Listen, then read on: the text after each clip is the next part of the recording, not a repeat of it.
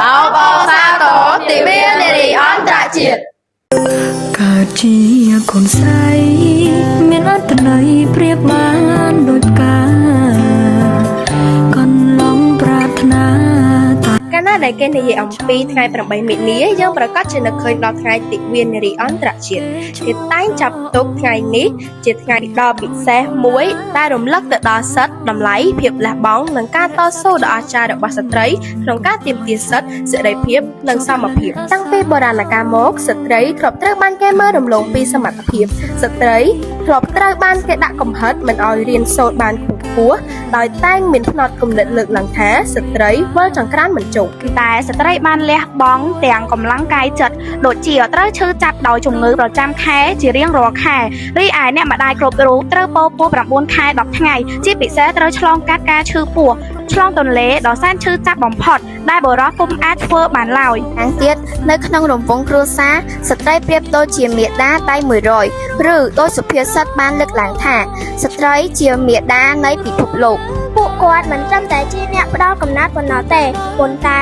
គឺជាអ្នកអប់រំដំបូងគេបង្អស់របស់កូនហើយក៏ជាអ្នកមើលថែទាំរៀបចំទុកដាក់ផ្ទះសម្បែងគ្រប់គ្រងការចំណាយចំណូលក្នុងគ្រួសារនិងផ្ដល់នូវក្តីស្រឡាញ់ដ៏កក់ក្ដៅបំផុតទោះបីជាមានសម្ពាធពីបរិបទជុំវិញខ្លួនយ៉ាងណាក៏ដោយស្ត្រីនៅតែតស៊ូរៀនសូត្រព្រមទាំងបង្ហាញថាចំណេះដឹងនិងសមត្ថភាពមិនបានបែងចែកភេទប្រុសស្រីបច្ចុប្បន្ននេះស្ត្រីបានដើរតួយ៉ាងសំខាន់ក្នុងសង្គមជាតិស្ត្រីអាចធ្វើជាអ្នកដឹកនាំជាមេធាវីជាគ្រូពេទ្យសង្គ្រោះជីវិតមនុស្សជាប៉ូលីសនិងជាវិស្វករជាដើមនេះបង្ហាញឲ្យឃើញថាអ្វីដែលបុរសអាចធ្វើបានគឺស្ត្រីក៏អាចធ្វើបានដូចគ្នា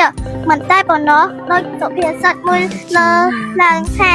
សំណាប់យោងដីស្រីយោងបុរសដែលស្ត្រីប្រៀបដូចជាកម្លាំងចលករក្នុងការជួយជ្រោមជ្រែងបុរសពីក្រោយខ្នងដោយមិនអាចខ្វះគ្នាបានឡើយដូច្នេះបើគ្មានការលះបង់និងការមើលថែពីមាតាឬបងស្រីនោះទេគ្រួសារមួយនិងសង្គមមួយនោះមិនអាចមានសុភមង្គលពេញលេញបានឡើយចូលរួមរបស់ស្ត្រីធ្វើឲ្យសេដ្ឋកិច្ចជាតិមានការរីកចម្រើននិងជួយឲ្យសង្គមមានតុល្យភាពនិងសន្តិភាពនៅកន្លែងណាដែលមានការផ្ដល់តម្លៃដល់ស្ត្រីនៅកន្លែងនោះនឹងមានការជាកិច្ចបញ្ចប់ក្នុងនាមយើងជាកូននិងជាសិស្សានុសិស្សទាំងអស់សូមគោរពដឹងគុណយ៉ាងជ្រាលជ្រៅចំពោះ